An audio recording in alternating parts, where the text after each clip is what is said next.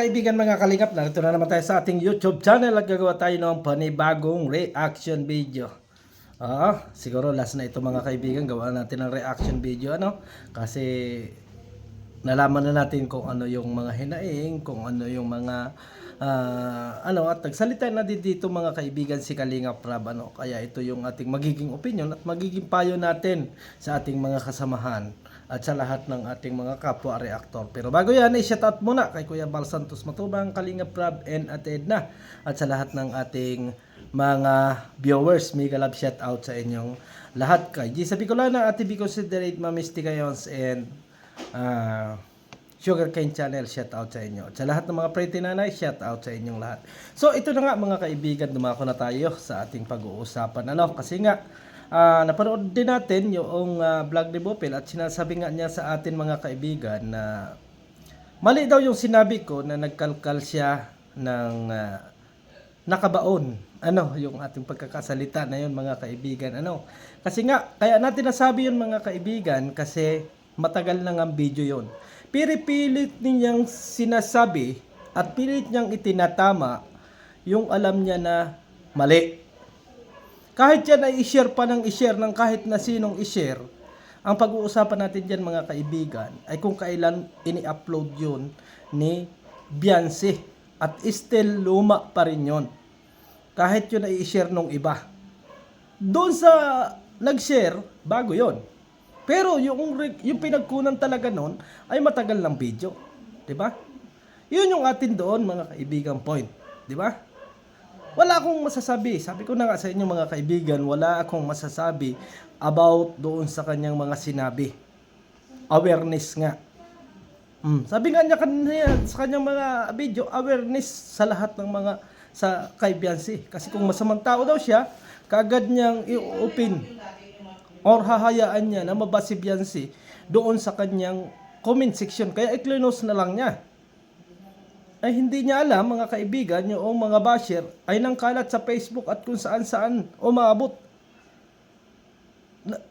Na-safety nga doon sa kanyang channel. Wala nga doong nambabas kasi nga naka-close. Ay nandoon naman sa iba't ibang Facebook, comment sa live streaming, kung saan-saan, na doon yung mga basher. Ibig sabihin mga kaibigan, talagang nag-create pa rin ng bashing yon. Kaya napansin natin mga kaibigan. Pero wala tayong inis or galit. Ito lang yung aking masasabi na minsan ay tanggapin din natin na tayo ay nagkakamali. Huwag nating pilit itama yung alam nating tayo ay nagkamali. Baka kasi biktima ka nung tao na nag-send sa'yo. Nagpanggap na siya ay legit supporter ng Beyonce at ipinasa yun sa'yo. At nagawaan mo agad naman ng reaction. Ibig sabihin, hindi mo na-check yung mga bagay na yon. Diba? Ayan na nga mga kaibigan. At alam naman natin na na-review din natin yung 3 weeks ago na live streaming ni Kalingap Rab. At sinabi din doon ni Kalingap Rab na hindi naman niya ipinagbabawalan ang lahat ng mga Kalingap Angel. As in, limitahan. Limitahan lang mga kaibigan. Limitahan kung ano yung dapat. Ibig sabihin, sa looban ng 2 weeks or 3 weeks ay makapag-upload sila, wag naman araw-araw. At kagabi nga mga kaibigan ay inulit na naman ni Kalingap Rab ang paalaalang niya sa lahat ng mga Kalingap Angel. At sabi nga ni Kalingap Rab mga kaibigan dito, paglilinaw natin sa lahat. Ang sabi dito ni Kalingap Rab, at yan din yung sinabi ko nung una pa, kung yung bagong upload ang ginawa ng reaction video as in, hindi ganun ka dami ang magiging bashing. Diba? Hindi ganun ang mangyayari. As in, maraming kakampi sa kanya, marami ang magsasabing, oo nga naman, ganito ga rin eh. Diba? Kaso nga lang mga kaibigan, doon talaga siya nagkamali sa lumang video ang nakuha niya. Diba? Opinion to opinion lang tayo mga kaibigan. Kaya nga, sabi ko sa inyo, hindi tayo naiinis, doon lang tayo sa tama. Kaya nga sabi ko sa inyo, nung una ko pa mang gawang reaction video, kahit pa kaibigan natin yan, kahit ano pa man yan, kapag alam natin medyo may pagkakamali, ay sisitahin natin mga kaibigan. Ibig sabihin, hindi naman tayo nakikipag-away kung hindi paalaala lang na tao lang tayo, nagkakamali, at tao lang tayo na minsan ay nagmamadali. Yun ang ibig kong sabihin mga kaibigan. Yun ang ibig sabihin ko do sa ating mga at ito na nga mga kaibigan, napansin natin na marami ang nag-unsub kay Bupil Vlog, pero wag naman sana mga kaibigan kasi nagkamali lang yung tao. Nagkamali lang, nadala lang siya ng mga maling tao. At ito, masasabi ko sa inyo mga kaibigan, itong tao na to ay na nag-send kay Bupil ng video ay hindi nito mahal si Bupil kasi ipinahamak siya nito. Kasi alam niya na matagal nang upload yon, kaso binigyan pa rin niya ng pansin. 'Di ba mga kaibigan? Hindi ko na siguro i-play mga kaibigan kung ano yung sinabi ni Kalinga Prab kagabi. At talagang aminado si Kalinga Prab doon na yung mga hinanakit at yung mga gustong sabihin ng mga agency supporter mga kaibigan ay talagang na-solve na at naging happy sila sa sagot ni Kalinga Prab. 'Di ba? Yun din naman yung aking hangarin mga kaibigan. Kung yung sabi ko nga nung unang upload ko ng video, kung yung point na yan ay andoon sa pasok sa announcement ni Kalinga Prab, ako ay tatahimik, hahayaan ko na lang na maano itong isyong ito. Kaso nga lang mga kaibigan, old model. At sabi nga awareness sa lahat. Pero ang tanong doon mga kaibigan, bakit nag-play ng video?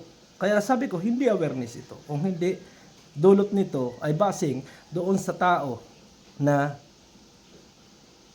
ini-upload ang video. Pero kung yun ang ginawa ni Bupil Vlog mga kaibigan, ay nagsabi na lang siya doon sa kanyang content na, oy mga Kalingap Angel, lahat kayong mga Kalingap Angel, kahit sino pa kayo, huwag kayong magpira TikTok at ipaniliwanag mo yung side mo at wala ka nang ipilinay. As in, sabihin ko sa iyo, isa kang hero. Kasi pinaalalahanan mo at mahal na mahal mo yung mga Kalingap Angel. Kaso nga lang, siguro sobrang pagod at ikaw ay may laka din at naunawa ko din naman yung mga bagay na yon, hindi mo na na-check yung time na yon at nakapag-upload ka na lang at ginawaan mo na lang ng reaction video. Kaya nga sabi natin mga kaibigan, hindi masama na minsan ay tingnan natin sa ating sarili kung tayo ay nagkamali. At hindi rin naman siguro mahirap sabihin sa lahat ng mga viewers or doon sa mga taong nasaktan na say sorry, na tao sa ating mga puso. 'Di ba? Hindi yung parang tayo yung tama, yung mali ay ginagawa pa rin natin tama. At tulad nun, ang sabi, press pa yung video. At yun ay hindi luma. Sabi nung viewers niya, comment section, kahit pa yan ay luma, magiging bago at magiging bago pa rin yan kapag ini-upload ng iba. Tama naman. Pero ang tanong doon mga kaibigan, ano ba talaga ang legit? Ang legit talaga doon mga kaibigan, yung inagmula ng video ang hahanapin doon. Hindi yung mga nagre-upload, hindi kung ano-ano pa man, ang titingnan doon ay doon sa account ni Biancy kung kailan ini-upload ang mga video yon. Hindi tayo doon mag-upload sa iba't ibang bago nga yon. Kung doon sa mga uploader ninyo titingnan. Kaso, mas matinik yung mga supporter na nagmamahal, kaya chinik din nila yung account ni Biancy, mga kaibigan. Ichinik nila at nalaman nila na napakatagal ng video.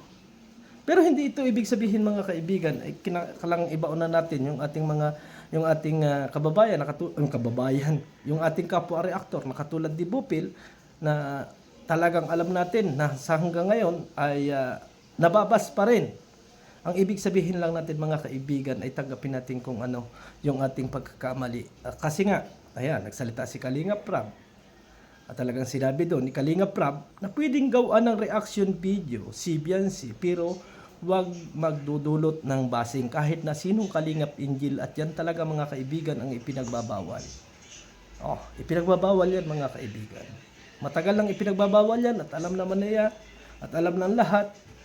Kaya siguro mga kaibigan, hintayin na lang natin na mag-upload uli si Bupil ng video kung saan ma-accept niya yung pagkakamali na nangyari sa kanya. Kasi nadala lang siya sa maling tao. Siguro yun na lang hintayin natin mga kaibigan, mga kalingap. At sana last na itong gagawa natin ng reaction video kasi nakita na natin, narinig na natin ang panig ni Kalingap Rab na pinagmulan ng mga Kalingap Angel. Kung meron mang paliwanag si Kuya Bal Santos Matubang nung mga nakaraang araw, as in, ang ipinapaliwanag doon ni Kuya Bal Santos Matubang ay about doon sa pagti-TikTok. Hindi doon sa mismong content ni Bupil Vlog mga kaibigan. Kaya sana mga kaibigan, mga kalingap, i-check natin muna, lalo sa ating mga kapwa reactor, kung anong date at anong time ini-upload bago natin gawa ng reaction video. Naubo ko. So ito na lang ang last nating masasabi mga kaibigan, mga kalingap, kasi may dalawa pang reactor na gumawa ng reaction video sa atin mga kaibigan. At yan ay hahamunin natin, i-challenge natin si Derek Noelsa at Kuya Putpot. Kapag nagawa nila yan, may pangmerienda sila sa atin. So hanggang sa muli, God bless and bye-bye sa inyong lahat.